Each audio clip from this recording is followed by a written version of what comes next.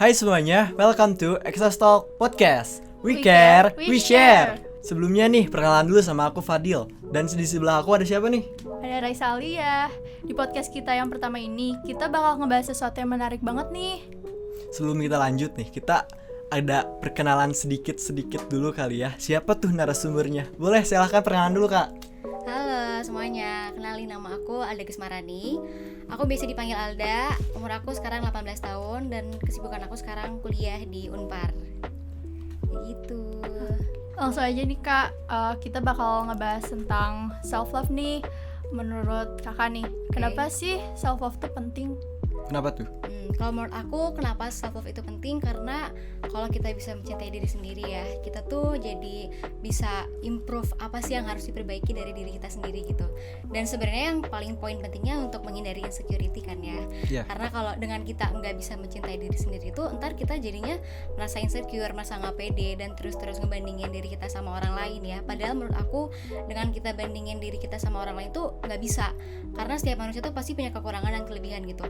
Siapa tahu kelebihan kita tuh nggak ada gitu di orang lain. Jadinya kenapa kita harus self love ya, pertama biar kita bisa improve diri kita, kenapa biar bisa lebih baik lagi gitu, dan untuk menghindari insecurity. Kalau menurut aku itu sih. Kadang nih kak, orang-orang kan suka ngerasa down kalau misalnya dari omongan-omongan yang bikin dia jadi insecure gitu. Menurut kakak gimana sih cara ngatasinnya gitu supaya nggak bikin down? Oke. Kalau untuk downnya sih menurut aku itu normal ya. Kalau kita sakit hati atau kita merasa down gitu ya dengan perkataan orang lain atau sikap orang lain, menurut aku normal gitu ya, karena kan itu naluri kita sebagai manusia gitu. Kita punya perasaan, kita juga punya emosi gitu. Jadi menurut aku sangat normal gitu. Nah itu balik laginya tentang ke gimana cara kita ngebawa si perasaan itu gitu, untuk ke hal yang negatif atau ke yang positif. Karena menurut aku dengan rasa down kita itu ya atas sikap atau perkataan orang lain tuh bakal ada dua kemungkinan gitu. Yang pertama, kita jadi makin down dan putus asa gitu, jadi nggak punya motivasi, jadi kayak kita terlalu mementingkan pendapat orang lain gitu. Yang kedua adalah jadikan perkataan orang lain itu jadi motivasi gitu. Karena menurut aku kalau misalkan kita terus mikirin perkataan atau sikap orang lain, itu nggak akan ada habisnya, karena kita nggak bisa ngatur dia biar harus ngomong ke kita gimana gitu ya, harus bersikap ke kita gimana. Menurut aku itu nggak bisa kita kendalikan gitu. Yang bisa kita kendalikan adalah diri kita sendiri gitu. Jadi itu balik lagi gimana kita ngebawanya di perkataan atau sikap orang lain itu jadi ke hal yang positif gitu. Kalau yang positif ya, berarti kita harus menguatkan diri sendiri gitu ya. Betul. Dan kenapa kita harus menguatkan diri sendiri? Karena yang bisa tuh kan diri kita sendiri. Menurut aku tuh kita nggak bisa loh menggantungkan diri kita ke orang lain gitu ya, untuk menjadi kuat, untuk menjadi cinta diri sendiri gitu ya. Yang bisa siapa? Diri kita sendiri gitu. Jadi kalau misalkan ada orang yang bilang aku nggak bisa, itu tuh bohong. Dia sebenarnya belum coba dan dia takut coba sebenarnya. Karena sebenarnya pasti bisa gitu.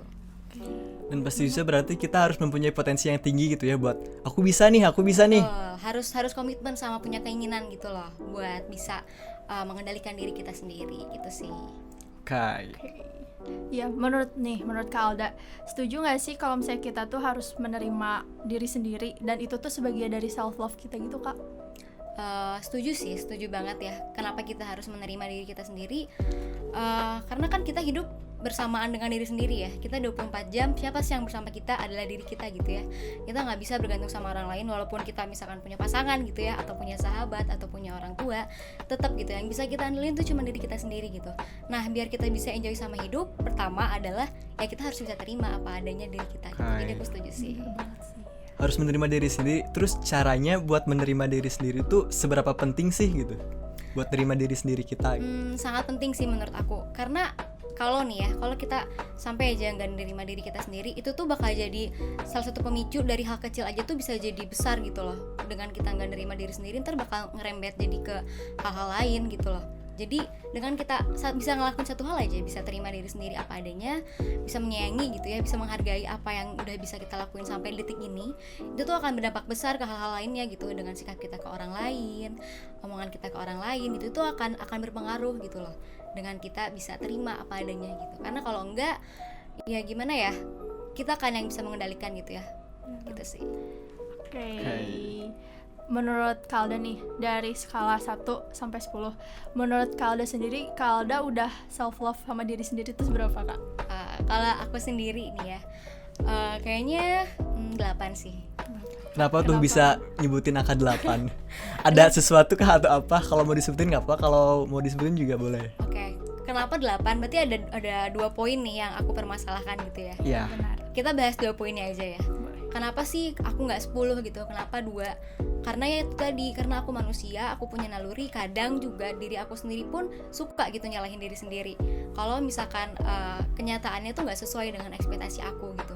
Ketika suatu hal yang udah aku harapkan, yang udah aku rencanakan, ternyata terjadinya tuh nggak sesuai yang aku harapkan gitu. Nah itu mungkin 2 poinnya yang bikin kenapa aku belum bisa menerima diri aku sendiri tuh jadi 10 gitu. Walaupun sebenarnya aku pun tahu gitu hasil tuh sangat-sangat di luar kendali kita gitu. Kita nggak akan pernah tahu apa hasil yang akan Tuhan kasih gitu ya dengan proses yang udah kita capai gitu. Jadi aku pun sebenarnya masih strugglingnya di situ sih, di bagian menerima hasil gitu dengan atas proses yang udah kita lakukan gitu kan. Tapi jangan lupa tetap bersyukur ya. Betul. Bersyukur terus kayak ekspektasi. Tadi ngomongin ekspektasi. Kalau kita ngomongin ekspektasi yang kayak kelebihan terlalu tinggi gitu ya, terus nggak sesuai sama ekspektasi kita harus ngapain sih Kak? Kalau menurut aku kita harus ngapain? Kita harus fokus sama prosesnya. Karena yang bisa kita lakukan sekarang adalah melakukan prosesnya ya. Kalau kita fokus sama hasilnya, sama nanti nih yang kita nggak akan tahu kayak gimana, kita nggak akan bisa fokus sama masa sekarang, yaitu berprosesnya gitu loh. Nanti kita jadi nggak fokus, kita jadi teledor, kita jadi lupa sama prosesnya. Jadi kalau menurut aku nih ya, saran aku, gimana sih biar kita nggak kecewa nanti sama hasil yang ada tuh ya, caranya adalah dengan kita fokusnya sama prosesnya aja gitu. Jadi buat hasilnya kita serahin aja sama Tuhan gitu. Mau nanti sesuai atau tidak sesuai itu bukan urusan kita. Yang bisa kita urusin adalah prosesnya. Itu kenapa biar kita nggak kecewa juga sih sebenarnya, ya kan? Oke. Yang penting kita bisa menghargai hasilnya gitu ya. Betul. Yang penting nanti kan apapun hasilnya, walaupun nggak sesuai ekspektasi kita selalu bisa lihat dari sisi baiknya aja gitu. Sisi prosesnya gitu. Betul. Ya. Dan apapun hasil yang kita dapetin nanti itu tuh pasti tetap ada sisi positifnya gitu. Kenapa sih contohnya gini ya, kenapa sih Tuhan nggak lolosin aku misalkan ke PTN gitu. Padahal aku udah berproses sangat ekstra gitu ya. Aku udah belajar mati-matian segala macam. Itu tuh pasti tetap ada hal positifnya, walaupun kalau kita pikir pakai emosi nih ya, itu sama sekali nggak positif dong, itu negatif dong. Aku nggak keterima PTN, ya nggak sih? Benar banget. Padahal tetap ada gitu. Mungkin dengan aku di kampus aku yang sekarang, nama aku bisa jauh lebih besar daripada kalau aku di PTN gitu loh. Pasti selalu ada sisi positifnya gitu. Oke, kan tadi ngomongin tentang kayak memikirkan diri sendiri untuk fokus gitu ya. Kalau Kak Alda sendiri nih kayak ngefokusin buat suatu ekspektasinya kayak gimana gitu? Ngefokusin ekspektasinya? Apakah ada gimana? Proses-proses yang harus digiati atau gimana nih? Atau ada apa kayak gimana? Gimana ya? Kan setiap orang pasti punya goalsnya masing-masing lah ya. Iya. Nah mungkin kita balik lagi aja. Apa sih yang harus kita lakuin untuk mencapai goals itu gitu. Contohnya kayak tadi ya, contoh paling gampangnya adalah kalau masuk PTN harus ngapain? Harus belajar, kan kayak gitu. Harus kejar materi dan lain sebagainya macam gitu kan. Nah dengan itu menurut aku itu bisa mengendalikan ekspektasi aku gitu loh.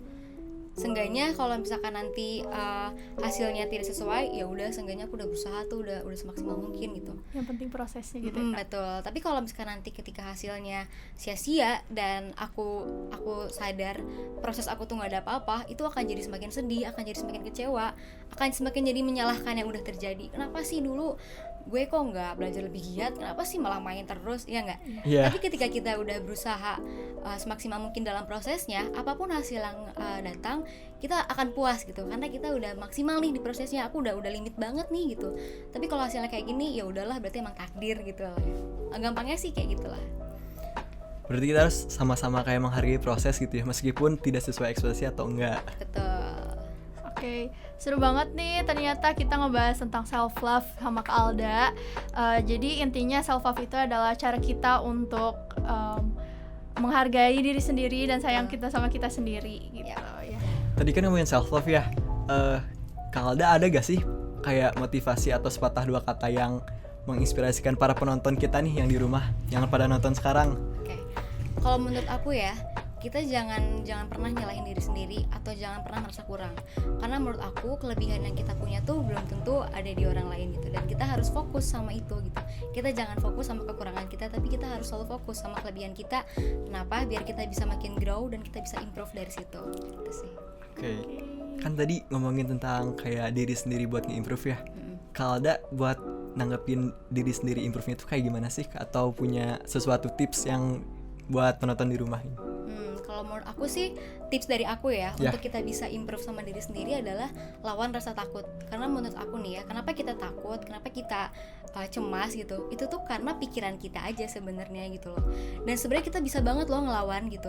Jadi cara biar kita bisa improve nih diri kita, lawan diri sendiri gitu. Dan aku yakin pasti bisa kalau kitanya mau gitu.